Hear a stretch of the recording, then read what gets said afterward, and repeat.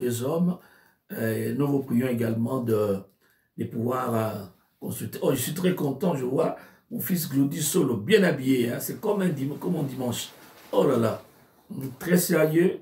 Et c'est bon, vraiment. C'est depuis Halifax. Hein? Mm. Depuis Halifax, en tout cas. Très propre, là, très beau. Waouh. Vous et le frère Jean-Baptiste, en tout cas. C'est vraiment parfait. On est fiers de vous. Il y a d'autres que je ne sais pas voir.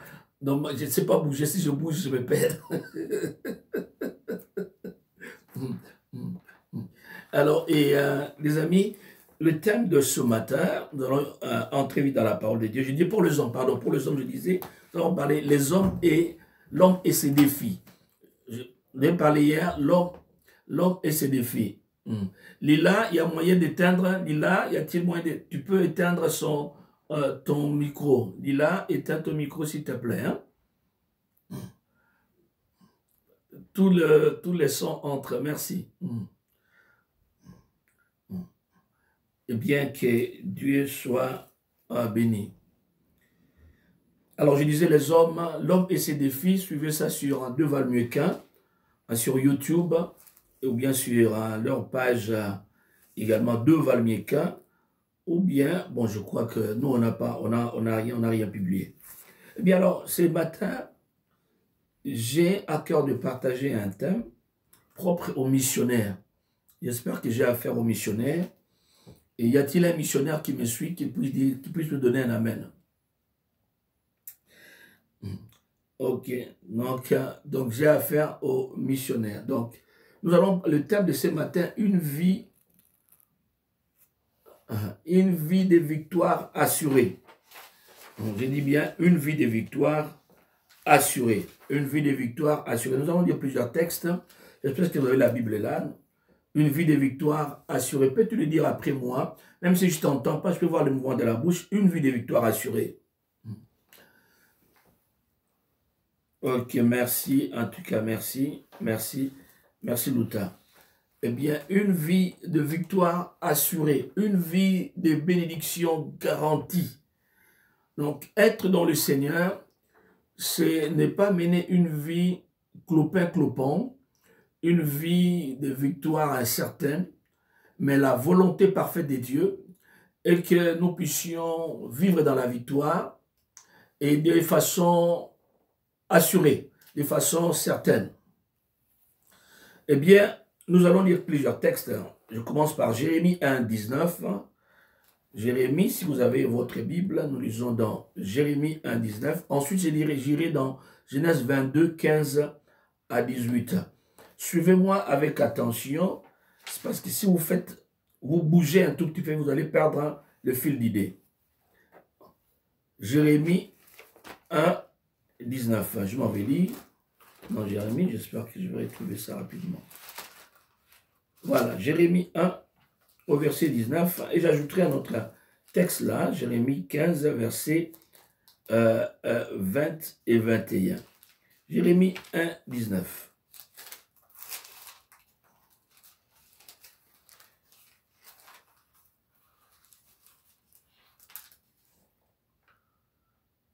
Ils te feront la guerre, mais ils ne te vaincront pas, car je suis avec toi pour te délivrer. Ils te feront la guerre, mais ils ne te vaincront pas, car je suis avec toi pour te délivrer. Il t'a fait la promesse d'être avec toi tous les jours jusqu'à la fin des temps. Et depuis qu'il a fait la promesse, il ne s'est jamais repenti. Depuis qu'il a fait la promesse, il n'a jamais changé d'opinion. Depuis qu'il a fait la promesse, en tout cas, il n'a jamais regretté. Et Dieu dit à Jérémie, ils te feront la guerre, mais ils ne te vaincront pas, car je suis avec toi pour te délivrer, et dit l'Éternel. Donc, retenez ces versets, nous y reviendrons. Donc, nous allons dans Genèse au chapitre 22. Genèse 22. Genèse 22. Nous lisons du verset 11 au verset 18. Alors l'ange de l'Éternel appela des cieux et dit, Abraham, Abraham, Abraham, Abraham. Et répondit, me voici. L'ange dit, n'avance pas ta main sur l'enfant et ne lui fais rien, car je sais maintenant que tu crains Dieu et que tu ne m'as pas refusé ton fils, ton unique. Et Abraham leva les yeux, vit derrière lui un bélier, c'est ça, hein? Il offrit un holocauste à la place de son fils. Abraham donna à ces lieux le nom de Jéhovah Jireh. C'est pourquoi l'on dit aujourd'hui, à la montagne de l'Éternel, il sera pourvu. L'ange de l'Éternel appela une seconde fois. Abraham des cieux dit, je le jure par moi-même. Vous savez, Dieu ne peut pas jurer par le nom de quelqu'un d'autre parce qu'il n'a pas plus grand que lui. Je le jure par moi-même, parole de l'Éternel. Donc, il a placé sa parole au-dessus de son nom, car il n'y a pas un nom qui soit au-dessus du sien. Je le jure par moi-même, parole de l'Éternel, parce que tu as fait cela et que tu n'as pas refusé ton fils, ton unique. Soulignez parce que tu as fait cela et que tu n'as pas refusé ton fils, ton unique. Je te bénirai et je multiplierai ta postérité comme les étoiles du ciel, comme le sable qui est sur le bord de la mer, et ta postérité possédera la porte de ses ennemis. Toutes les nations de la terre seront bénies en ta postérité, parce que tu as obéi à ma voix. Et nous disons Amen.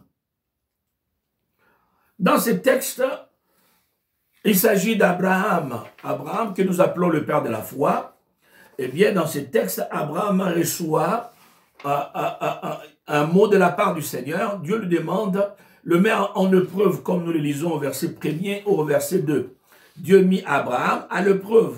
Et il lui dit, Abraham, il répondit, mais voici, prends ton fils, ton unique, celui que tu aimes, Isaac, va-t'en au pays de Morija, et là, offre-le en holocauste sur l'une des montagnes que je te dirai. Donc Dieu met Abraham à l'épreuve en lui demandant de lui offrir son fils, son unique, celui qu'il aime. Il s'agit d'Isaac. Si le père de la foi a été éprouvé, tous ceux-là qui s'appellent filles et fils de la foi, eux également, seront éprouvés. Vous devez retenir que l'épreuve viendra toujours pour te pousser à donner des preuves. Je disais, l'épreuve viendra toujours pour te pousser à donner des preuves. Souviens-toi que Dieu ne pourra jamais t'approuver sans t'avoir éprouvé au préalable. Avant que Dieu ne puisse t'éprouver, il doit commencer par, il puisse t'approuver, il doit commencer par t'éprouver. Donc Dieu éprouve Abraham, non pas pour lui causer du tort, mais Dieu voulait bien l'approuver et Dieu voulait qu'Abraham parle des épreuves qui produisent des preuves. Et nous voyons au verset 12, l'ange dit, c'est l'Éternel lui-même, qui lui apparaît en forme visible, n'avance pas ta main sur l'enfant, ne lui fais rien, car je sais, maintenant tu m'as donné une preuve, Abraham, je sais maintenant que tu crains Dieu, je sais, tu crains Dieu, je sais, tu crains Dieu, et que tu ne m'as pas refusé ton fils, ton unique. Amen.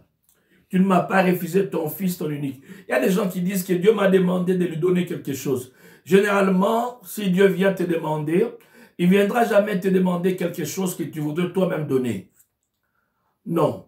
Quand Dieu viendra te faire une demande, il te demandera quelque chose dont tu as l'envie de garder et que tu aimerais bien garder. Et quand tu penses garder la chose et que tu entends une voix te parler au fond du cœur, donne. Ça, c'est Dieu. Donc, Dieu ne viendra pas te demander 100 $ quand toi-même tu penses donner 100 $. Ça, c'est toi. Et Dieu n'en est pas contre. Généralement, quand Dieu demande, c'est au-delà de ce que tu penses. C'est généralement la chose que tu aimerais garder pour toi. Nous voyons ça dans le cas de Gédéon. Gédéon va offrir des petites choses, mais Dieu viendra plus tard dans la nuit lui dire, Gédéon, je veux que tu puisses m'offrir 2 taureaux. Eh bien, Gédéon n'avait pas à cœur de lui offrir les taureaux. Dieu lui demande quelque chose qui va au-delà de ce qu'il pensait. Dieu demande à Abraham d'offrir un fils. Et la demande était une véritable épreuve. Je ne sais pas ce que Dieu te demande. La plus grande demande que Dieu puisse faire à un homme, c'est son cœur. Car il n'y a rien qui puisse valoir le cœur. Car tout émane du cœur. Toute bénédiction qui n'est pas puisée du cœur n'en est pas une. La vraie bénédiction tire sa source, son origine du cœur. Et Dieu demande le cœur. Si tu lui as donné le cœur, Et crois-moi, si réellement le cœur tout entier entre ses mains, il n'y a rien que tu puisses nous refuser. Eh bien, Abraham répond favorablement. Il offre à Dieu. Au moment où il voulait offrir, Dieu intervient. Il dit, j'ai la preuve. Et maintenant, tu peux te calmer. Et Dieu va faire une promesse. Il va dire, je le jure, au verset 16, je le jure. Cette fois-ci, Dieu ne promet pas, Dieu va au-delà de la promesse, il fait un serment. Quand on fait une promesse, la promesse est comme des fiançailles. La promesse peut se rompre, des fiançailles peuvent se rompre. Mais quand on va au serment, le serment est inviolable. Donc Dieu dit, je le jure, par moi-même, parole de l'Éternel. Dans toute promesse que je te fais, Abraham, je l'amène au niveau du serment. Je ne veux plus briser cela, ça ne va pas se briser, quoi qu'il en arrive.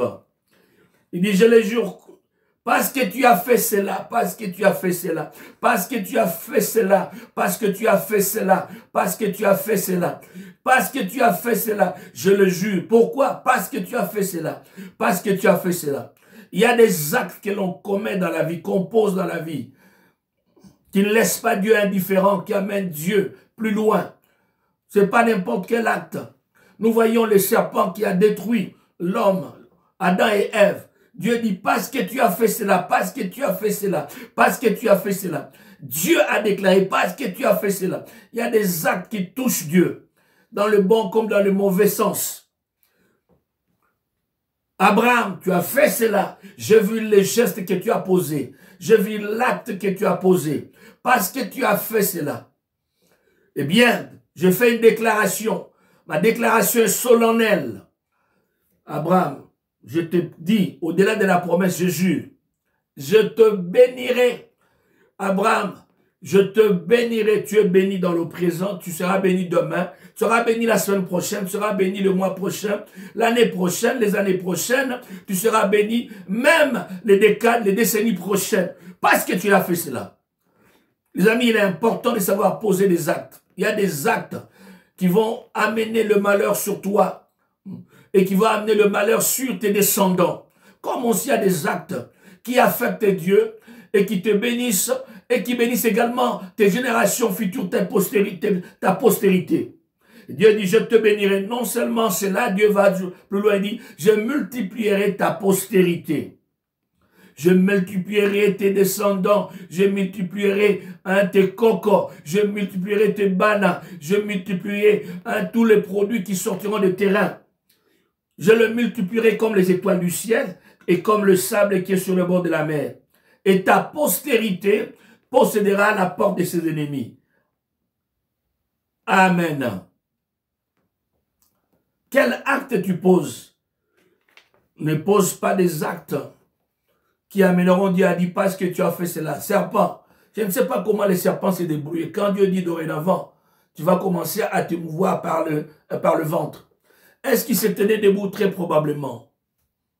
Et Dieu a ordonné, est-ce qu'il avait 4 pattes? Je ne sais pas. Et Dieu a dit dorénavant, à cause de ça, pas au sol, à cause de ça, tu manges la poussière. Les amis, je ne sais pas. Qu'est-ce que tu fais? Qu'est-ce que tu poses comme acte? Ne pose pas des actes qui vont affecter tes générations. Tous les serpents qui naissent, malgré eux, ils sont obligés de pouvoir se déplacer par le ventre à cause de leurs parents.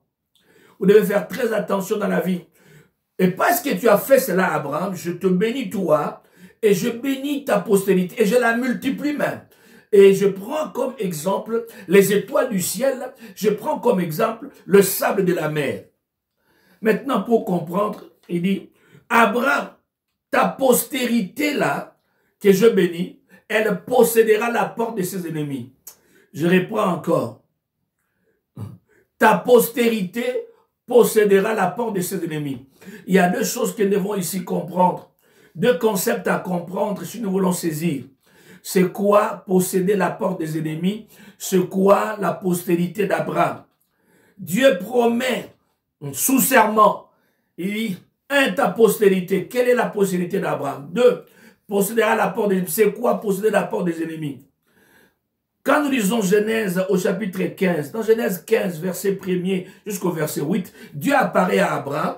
Dieu lui dit à Abraham, oh, je suis ton bouclier, ta postérité sera très grande. Il dit, ta récompense sera grande. Abraham s'est plaint. Il dit, Seigneur, tu me promets de bonnes choses. Ah, Seigneur, hein? Mais tu me laisses partir sans héritier. Je n'ai pas d'enfant. Et le plus vieux de mes serviteurs, Eliezer, celui qui deviendra alors mon héritier. Dieu lui dit, non, non, non, non, ce n'est pas le cas. Dieu, je susciterai un héritier de tes entrailles. Et nous allons dans Genèse 17. Dans Genèse 17, Dieu établit une alliance avec Abraham. Dans cette alliance, Dieu dit, je susciterai une postérité à Abraham. Eh bien, l'alliance que je conclus avec toi est valable même pour tes enfants. Amen. Eh bien, cette alliance, Dieu l'a conclue avec cette postérité terrestre. L'alliance-là avait comme signe symbole la circoncision. Quelqu'un est encore avec moi. Amen. La circoncision était le signe de l'alliance entre Abraham, entre Dieu et Abraham. Et ce symbole, ce signe de l'alliance est resté jusqu'aux descendants d'Abraham. Les descendants d'Abraham, c'est Isaac. Les descendants d'Abraham, c'est Jacob. Les descendants d'Abraham, c'est Isaac naturel. Amen. Donc nous voyons, Dieu dit, ta postérité possédera la porte de ses ennemis. Donc la première postérité, telle que les Écritures nous présentent, c'est la postérité naturelle, les enfants d'Israël. Il y a une deuxième postérité. La deuxième postérité, nous retrouvons cela dans Galates au chapitre 3. Galates 3. Galates 3. Vous avez une Bible dans Galates 3. Dieu présente la deuxième postérité d'Abraham.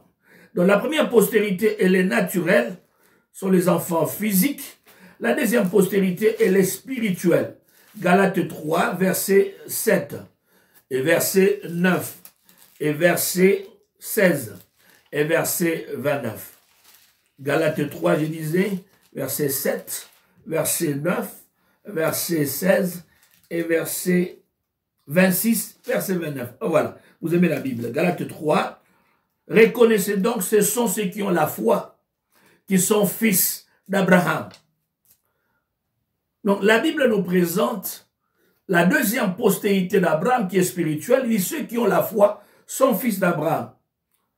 Verset 9 nous dit de sorte que ceux qui croient sont bénis avec Abraham le croyant. Si tu as cru en Jésus, tu dois savoir que tu es de la postérité d'Abraham. Tu es fils d'Abraham. Tu es fille d'Abraham. Et nous allons au verset 26. Il est dit, car vous êtes tous fils de Dieu par la foi en Jésus-Christ. Amen.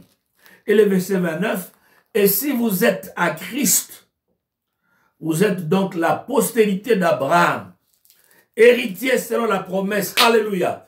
Donc si vous êtes à Christ, vous êtes la postérité d'Abraham, vous êtes le descendant d'Abraham. Si je m'adresse à un descendant d'Abraham, levez la main là que je vous dise, donnez-moi un Alléluia.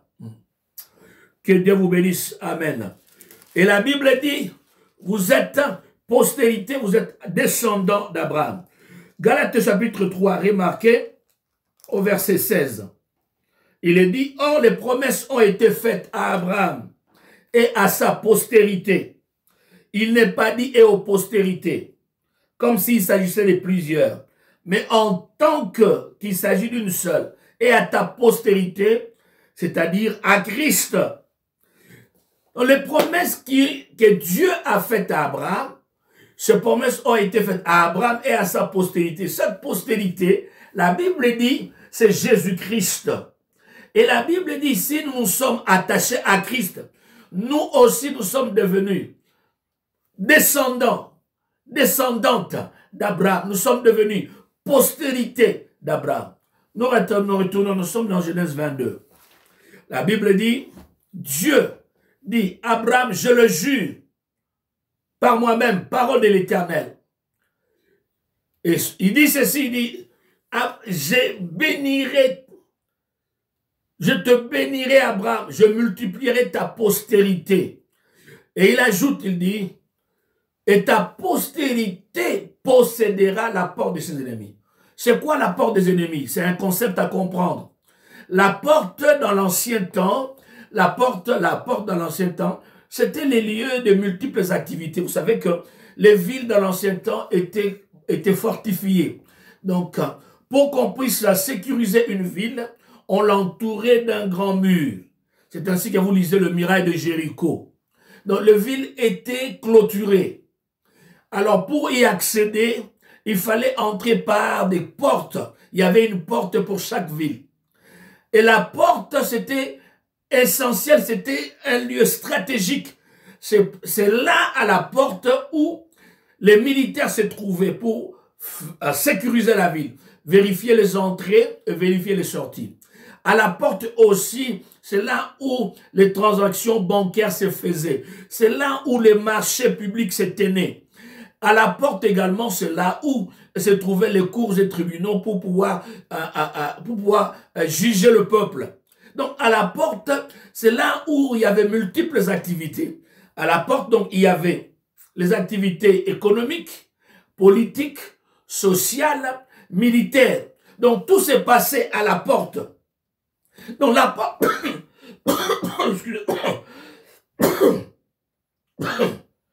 Ça n'existe pas. À la porte, c'est là où se passaient ces grandes activités. Et la Bible dit, ta postérité, Abraham, possédera la porte de ses ennemis. Ta postérité viendra occuper les puissances militaires de ses ennemis. Ta postérité va dépouiller l'économie de ses ennemis. Ta postérité va occuper toutes les influences de ses ennemis. Donnez-moi un amen.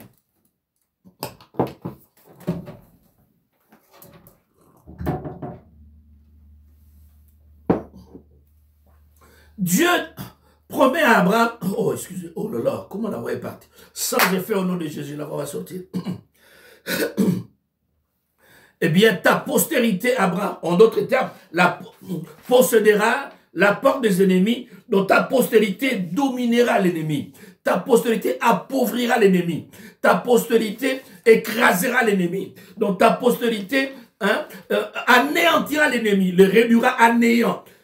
Ta postérité, Abraham, dépouillera l'ennemi. Ta postérité vaincra l'ennemi. Amen. Eh bien, cette promesse a été faite à Abraham.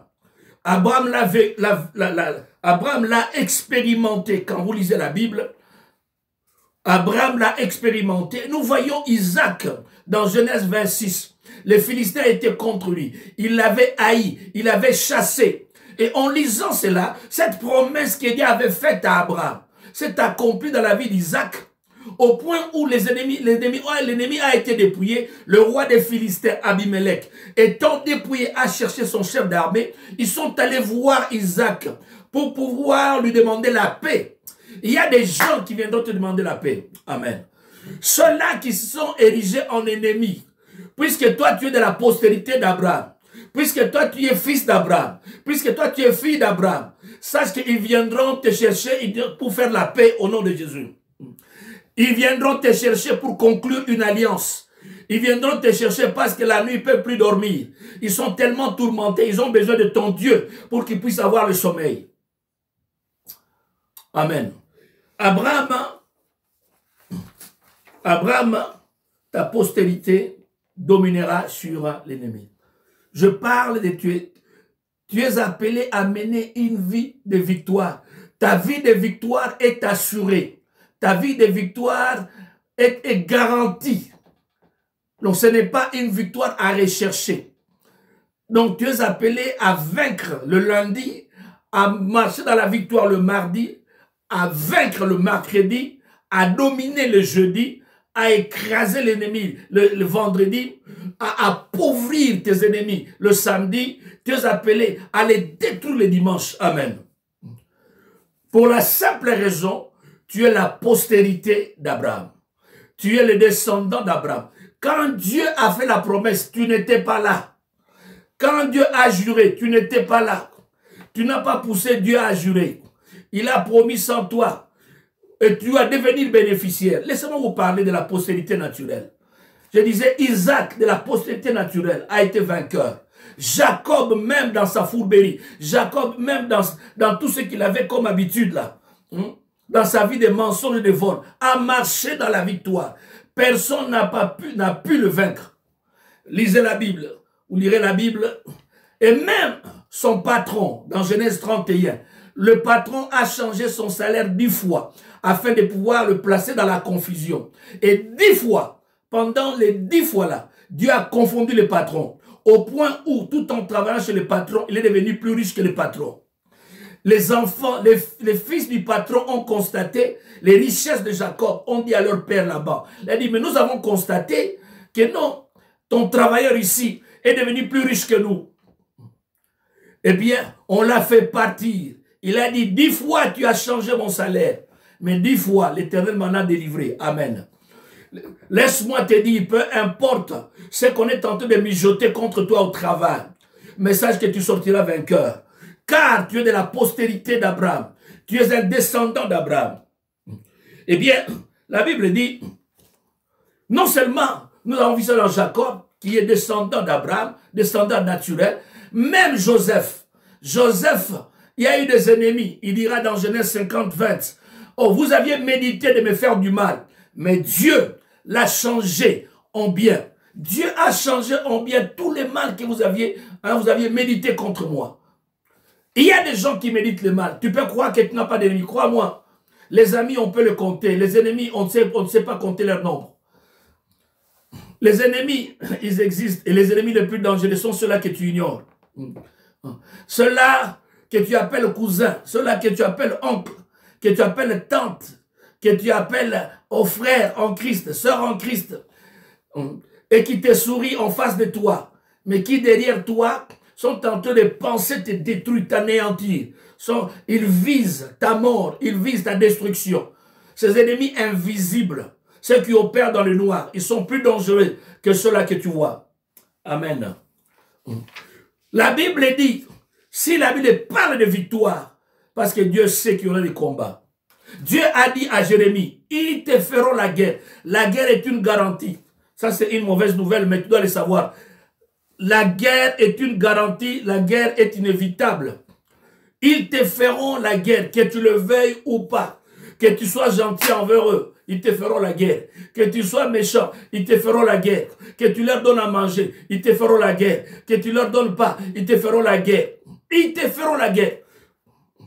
Un sorcier ne devient pas plus doux parce que tu lui as fait un cadeau. Plus tu donnes à un sorcier, plus méchant il devient contre ta vie.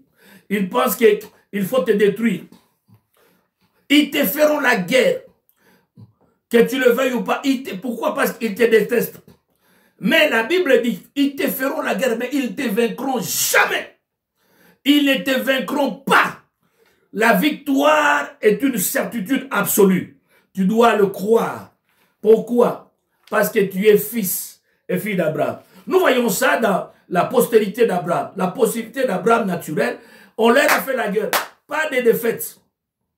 Et nous voyons dans 2 Chroniques chapitre 20. 2 Chroniques 20, oui c'est vrai, il y a des moments où Israël a écopé des défaites tout simplement à cause du péché. Le péché est un terrain favorable pour t'amener dans la défaite. Si tu as un cœur méchant, si tu as un cœur qui pense le mal des autres, si tu as un cœur de sorcier, alors tu subiras les sorts des sorciers. Si tu es impudique, si tu es jaloux, envieux, si tu es là, menteur, tu vois, escroc, voleur, et tu comprends? Si tu es là, je ne sais pas quoi, tu es même sorcier. Toi qui me regardes, j'espère que tu n'es pas sorcier. Si tu es là sorcier, et crois-moi, attends-toi à ce que le mal puisse t'arriver. Eh bien, Israël a perdu chaque fois qu'il s'est retrouvé dans le péché. Et chaque fois que tu...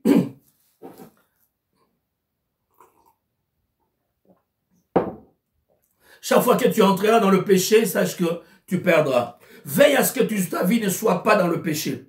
Tu es de la postérité d'Abraham. Tu es un fils d'Abraham. Tu es une fille d'Abraham. Et tu es appelé à appauvrir tes ennemis. Tu es appelé à détruire Et tes ennemis, ils ne peuvent pas te détruire. Que 1000 tombent à ta gauche, 10 000 à ta droite, et toi, tu ne seras pas atteint. Amen. Je disais, dans 2 Chroniques 20, Josaphat, roi de Juda, calme dans son royaume. 3 nations s'élèvent pour détruire Josaphat. La première nation, Moab, Ammon, ils sont allés chercher ceux de la montagne de Séhir. Ils sont venus contre une seule nation, le royaume de Juda. Josaphat est allé en prière. Quand il a prié, je vous conduis dans ces textes, vous allez voir 2 Chroniques 20, Dieu lui a dit, amène le peuple à la louange et à l'adoration. Verset 22, 2 Chroniques 20, 22. Au moment où l'on commençait les chants et les louanges, l'Éternel plaça une embuscade contre le fils d'Ammon et de Moab, et ceux de la montagne de Séhir qui étaient venus contre Juda, et ils furent battus. Ils furent battus. L'Éternel plaça une embuscade. Les fils d'Ammon et de Moab se jetèrent sur les habitants de la montagne de Séhir pour les dévouer par interdit et les exterminer. Et quand ils en eurent fini avec les habitants de Séhir, ils s'aidèrent les uns les autres à se détruire. Ils s'aidèrent les uns les autres à se détruire. Verset 25, verset 24. Lorsque Juda fut arrivé sur la hauteur d'où l'on aperçoit le désert, ils regardèrent du côté de la multitude et voici, c'étaient des cadavres étendus à terre et personne n'avait échappé. 25. Josaphat et son peuple allèrent prendre leurs dépouilles. C'est ça qu'on appelle posséder la porte de ses ennemis. Ils trouvèrent parmi les cadavres d'abondantes richesses et des objets précieux. Et ils en enlevèrent tant qu'ils ne purent tous tout emporter. Ils mirent 3 jours au pillage du butin, car il était considérable. Amen. Ils sont venus en guerre. L'ennemi venu en guerre, au lieu de détruire Juda, mais il est venu laisser un butin à Juda. Ceux-là qui cherchent ton mal, ton malheur, ils seront surpris. En cherchant à t'appauvrir, plus ils vont chercher à t'appauvrir, plus riche tu deviendras. Plus ils vont chercher à t'abaisser, plus haut tu monteras.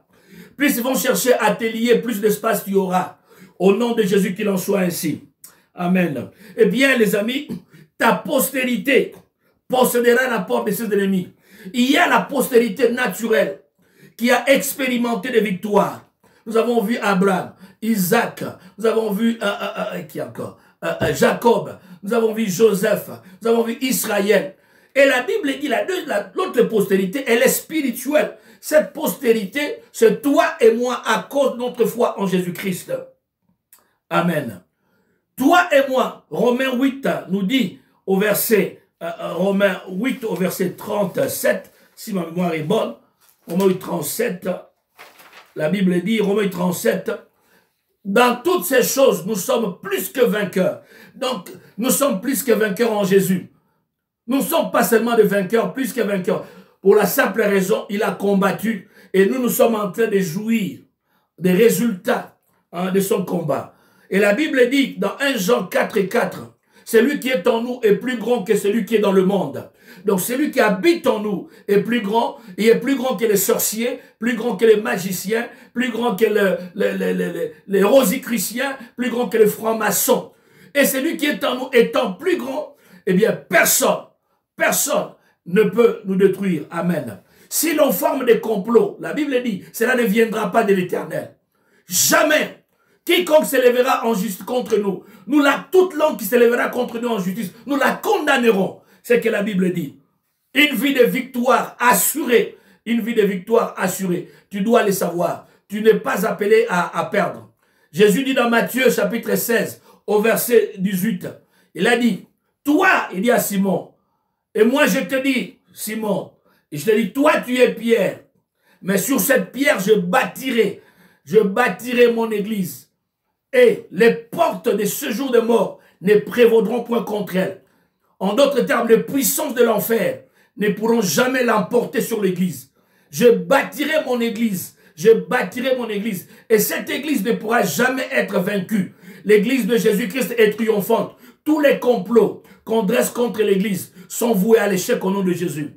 Tous les complots qu'on dresse contre les croyants sont voués à l'échec au nom de Jésus. Aucune porte de l'enfer, aucune puissance de l'enfer ne peut vaincre l'église.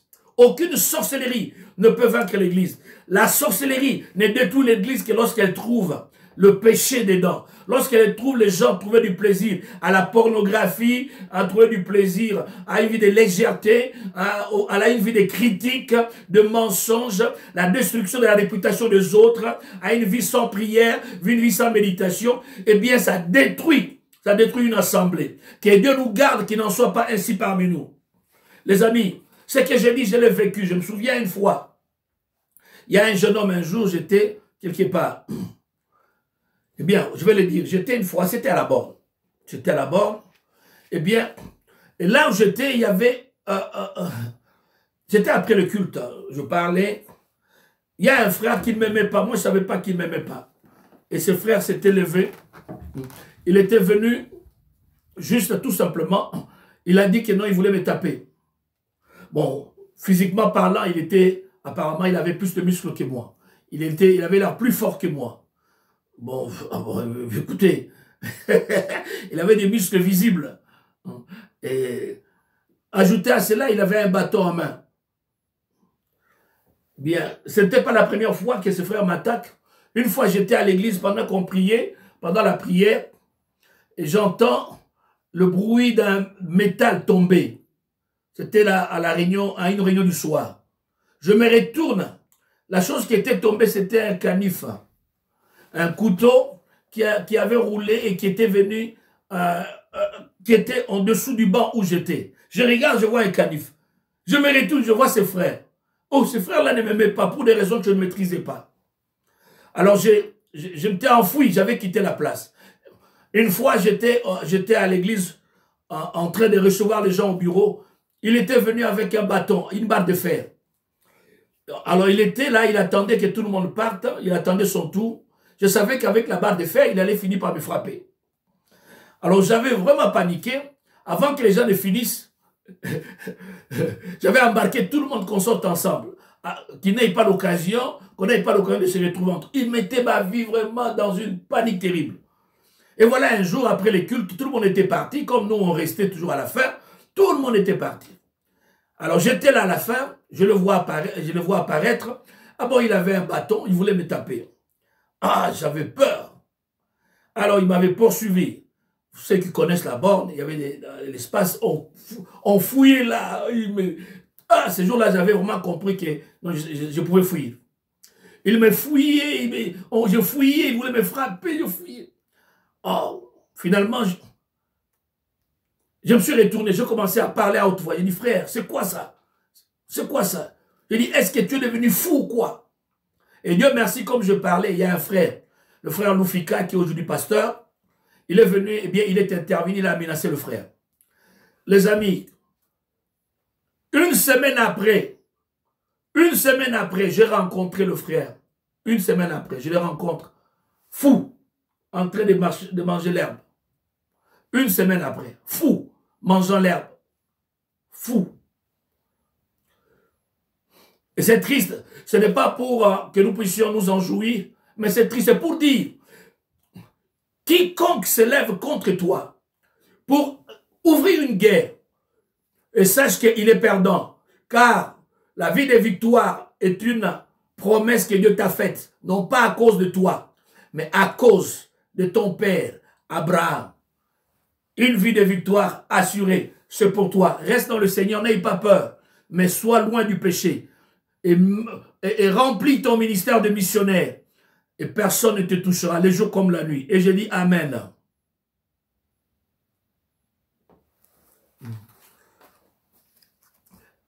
Nous allons prier, nous allons prier. Nous allons prier. Prends ta Bible, 2 Chroniques chapitre 20. 2 Chroniques chapitre 20.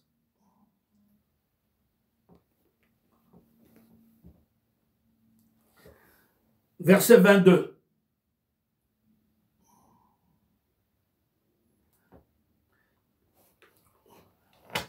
Verset 22. Quelqu'un va lire. 2 Chroniques. Ok. 2 Chroniques 20, 22, voilà. Ok.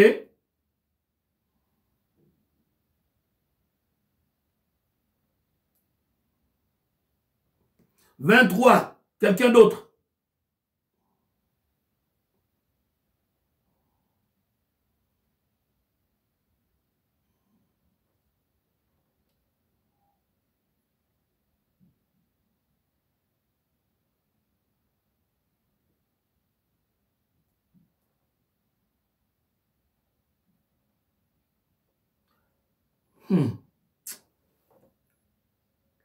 Quelqu'un d'autre, verset 24.